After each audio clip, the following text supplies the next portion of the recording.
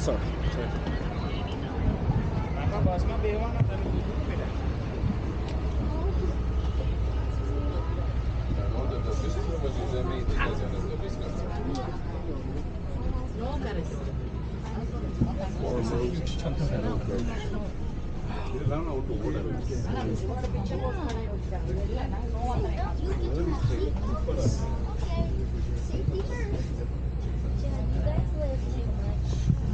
Walk around and explore, and then it is a 15-minute ride on the way back. And as we are driving together, I'll be telling you all a couple facts about the area, teaching you a few things, but at any point, if you have any questions at all, please don't hesitate to ask. You don't need to be polite, just shout your questions. We'll see if I know the answers. Before we get going, before all that fun stuff, just a couple safety announcements. We've got emergency exit windows on your right and your left-hand side, 2 emergency exit roof hatches at the back of the bus over there. We've got our first aid kit in here, fire extinguisher, and lovely front door up here. This bus is also equipped with seatbelts, and although we will only be going around 20 kilometers an hour today, it is definitely a bumpy ride, so I recommend wearing those. Also, sometimes I'll tell like a half funny joke, and it's just gonna kick you right out of your seat. So make sure you're buckled up for that. Sounds good? Alrighty, I'm just going to reverse us out of here, and I will start giving you all some information once we head up that road over there. Who here is excited to go on the glacier today? I think you all can be 10 times louder than that. You're going on an actual glacier today. Who here is excited? Amazing, let's get going.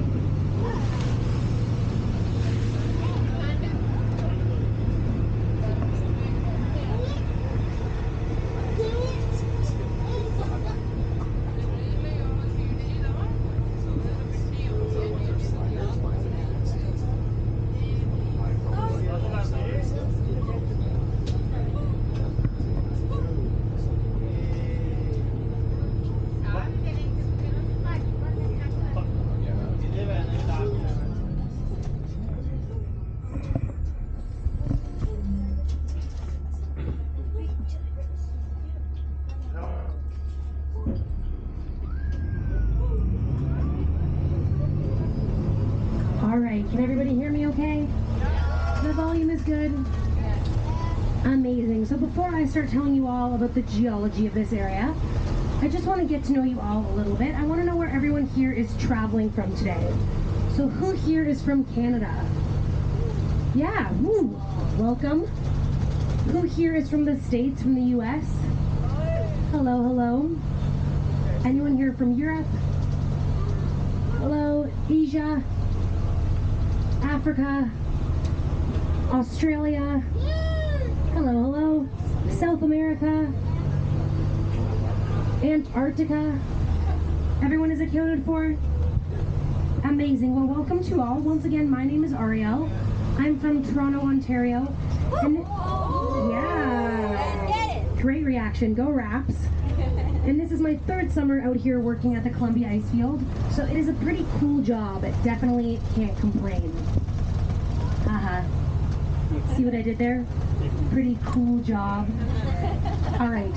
To start off with, who here knows the difference between an ice field and a glacier? If you don't, that's okay, don't worry about it. Neither does our marketing team. They cannot seem to figure it out.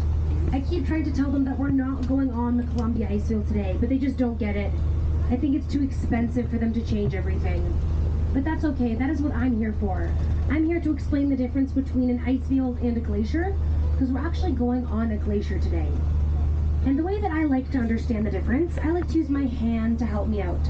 So if everybody wants to stick out their hand for me, spread your fingers nice and wide, and have your palms facing the ceiling. I like to think of the Columbia Icefield like a frozen lake that is the palm of your hand. And those spaces in between your fingers, those are like frozen rivers coming off of that frozen lake. Those are those glaciers coming off of the icefield. And the Columbia Icefield, the palm of your hand, it is situated at a very high elevation. It is around 3,000 meters above sea level. Because of this, it has a really cold microclimate and gets quite a bit of snowfall. All of this snowfall builds up and accumulates, and the pressure of the new snowfall on top of the old snowfall allows for glacial ice to be formed through a process known as sternification. So glacial ice is formed when snow is compressed and the air is removed from snow. So all this glacial ice, it gets formed up on the Columbia Icefield, and it then seeps out into the 6 connecting glaciers. These 6 connecting glaciers, they are Dome, Saskatchewan, Stuffield, Columbia, Castleguard, and the beautiful, the stunning, the incredible, the breathtaking, the show-stopping, the jaw-dropping, the very, very, very, very, very pretty Athabasca Glacier. Would you look at that? See how I timed that perfectly? Didn't have to use any filler words at all. Everyone give a nice big round of applause for the gorgeous Athabasca Glacier. Yeah. This stunning glacier, it is the second largest of the 6 glaciers connected to the Columbia Icefield. It is around 5 kilometers long and 1 kilometer wide at its widest point.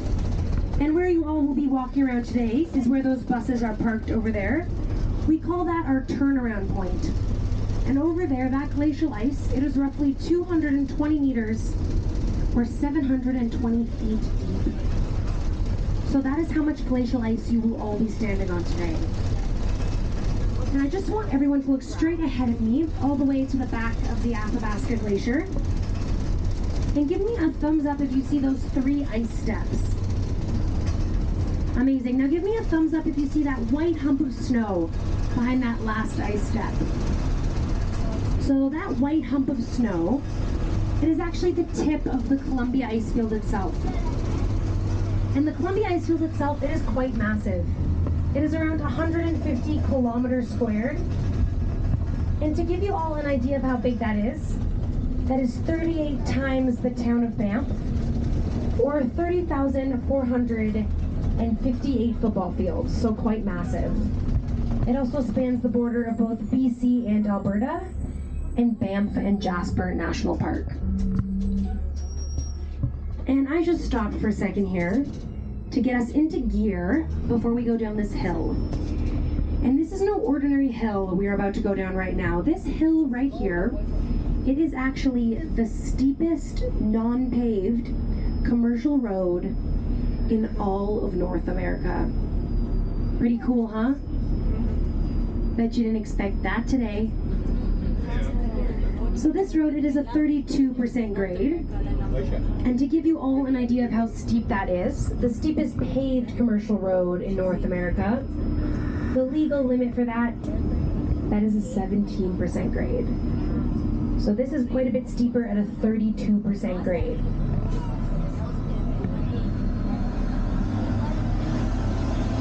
I see some of you look very, very excited. But I'm sorry to disappoint. I don't want you all to get too excited. Because if this was Canada's Wonderland, this would most definitely be the world's slowest roller coaster. We are only going to be going around 4 kilometers an hour today, if that. So when you all tell your friends and family that today you are on the steepest non-paved commercial road in all of North America, you don't need to mention the 4 kilometers an hour part. It's just a minor detail.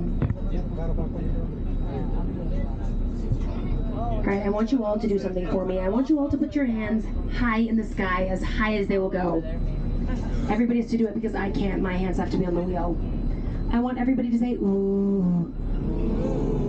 I want everybody to say, ah. Wasn't that fun? So the formal name for this road is the lateral moraine. Lateral means side, and moraine, that is a fancy French word for a big pile of dirt. This big pile of dirt, it was formed by the glacier's movement. As the glacier has been shrinking, as it's been receding, it's left behind different moraines. So the top of the lateral moraine over here, that actually measures how thick the glacier used to be. So the glacier used to reach all the way till this point. And if you were sitting at the back of the bus and you look up, can you see the Athabasca Glacier? Yes. Pretty cool, huh?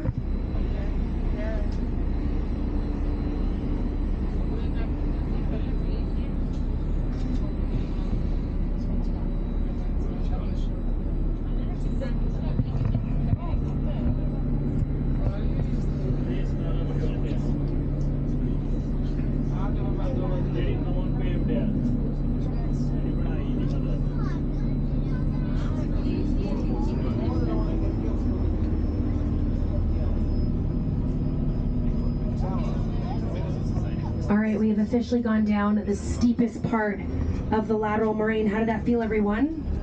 Boring. Amazing? Exhilarating? Exciting? Boring. Incredible. All right, who here has ever been on a glacier before? Raise your hand. A couple of you. What about those of you who have never been on a glacier before? Raise your hand. All right, those of you who claim that you've never been on a glacier before, are you sure that you've never been on a glacier before?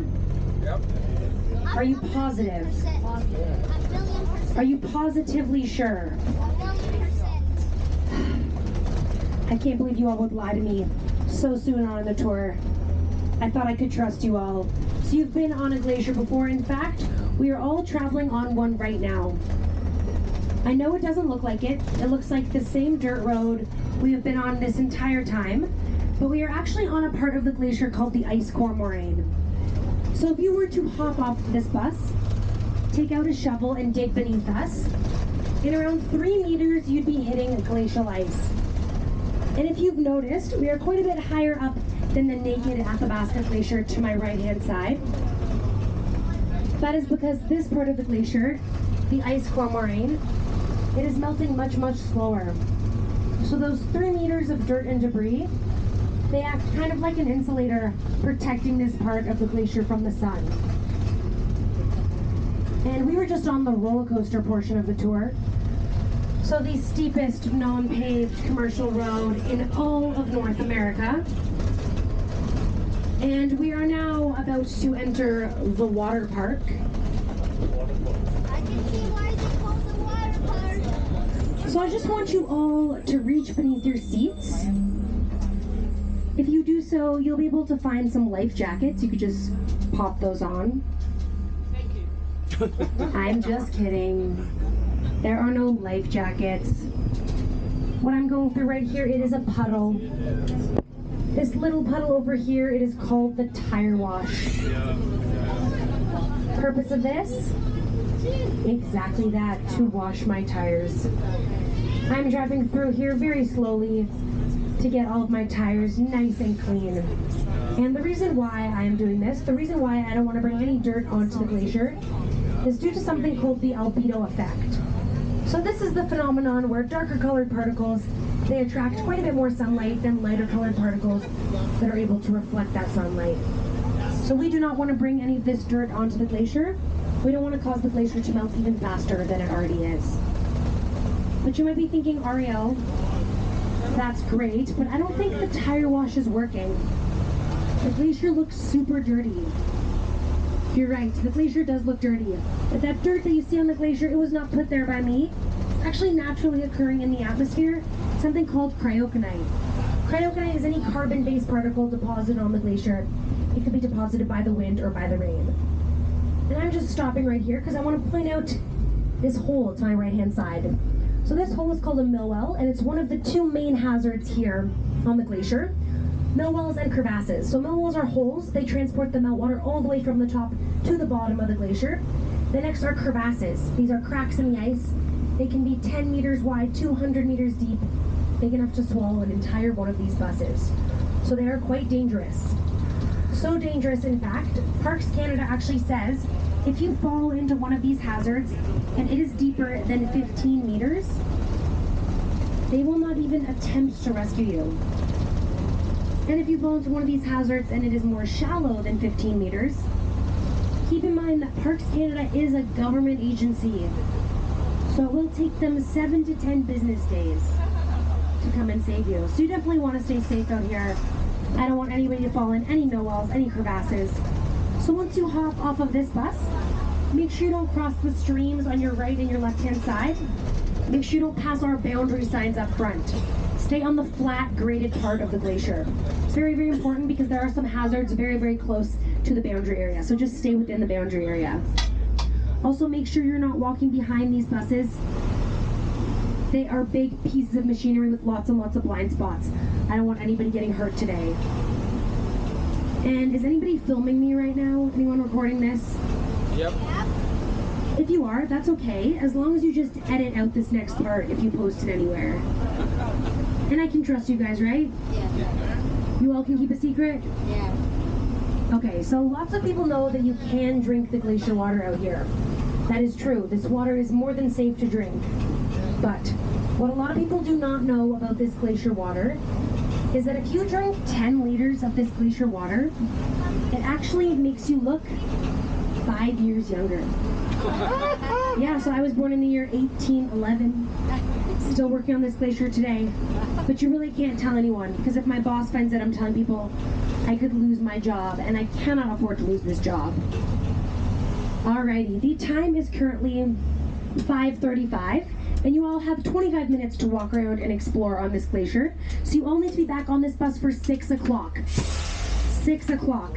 I'm bus number 528, or the Lynx bus if that's more fun to remember. I'm also going to stay parked here this entire time, so you're welcome to come back at any point.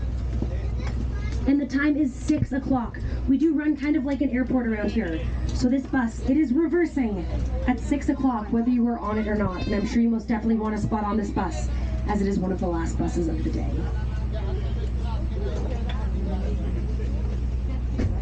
Pardon?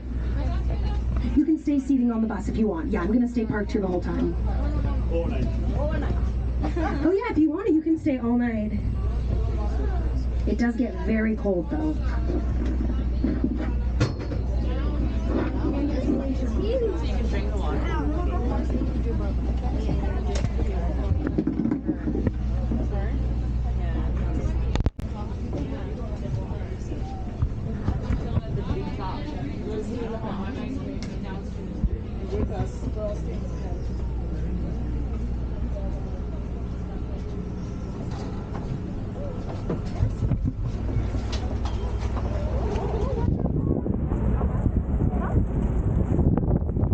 Thank you so much.